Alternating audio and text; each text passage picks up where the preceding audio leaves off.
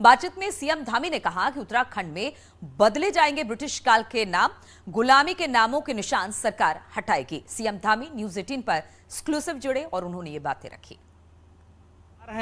फरीदाबाद सूरजकुंड में गृह मंत्रियों की चिंतन शिविर बैठक में उत्तराखंड के लिए क्या सुरक्षा के अहम मसले हैं जो आप वहां रखेंगे? देखिए, उत्तराखंड भौगोलिक रूप से, सामरिक रूप से देश की सुरक्षा की दृष्टि से बहुत महत्वपूर्ण राज्य है। इंटरनल सुरक्षा में और देश की बाह्य सुरक्षा में जो भी हम लोगों का उत्तराखंड राज्य का योगदान है उसके बारे में एक तो चर्चा होगी। साथ ही साथ हमारे यहाँ पर राजस्व पुलिस को धीरे धीरे कम करते हुए नियमित पुलिस को हम कर रहे हैं, तो उसकी बात भी मैं वहाँ पर रखूँगा अधिवेशन में।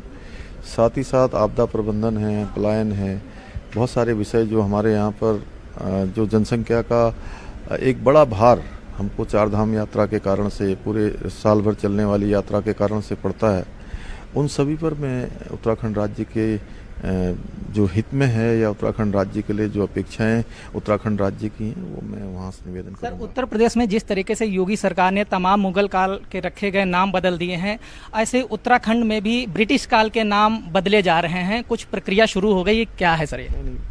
हम प्रक्रिया शुरू कर रहे हैं लगातार माननीय प्रधानमंत्री जी के मार्गदर्शन में, उनके निर्देशन में। जो भी नामों के जो ब्रिटिश कालीन नाम हैं, आज़ादी के गुलामी की जो भी तस्दीक करते हैं, उन सभी को बदलने की प्रक्रिया जारी है और उसको हम भी क्रमशः कर रहे हैं। सर, बाबा केदारनाथ में इस बार काफ़ी भक्त आए, बड़ी तादाद में रिकॉर्ड तोड़ भक्त आए। आज कपाट बंद हो रहे हैं, भक्तों के लिए क्या कहेंगे और आगामी यात्राएं के लिए क्या नई व्यवस्था की जाएंगी? देखिए, इस बार की यात्रा हमारे लिए बहुत चुनौतीपूर्ण यात्रा थी और इस बार रिकॉर्ड तोड़ यात्री आए हैं।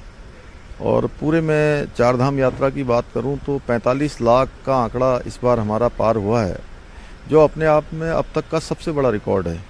और निश्चित रूप से शुरुआती दिनों में यात्रा हमारे लिए बहुत चुनौतीपूर्ण थी, लेकिन धीरे धीरे बाबा की कृपा से यात्रा ठीक प्रकार से चली है और सफलतापूर्वक संपन्न हुई है।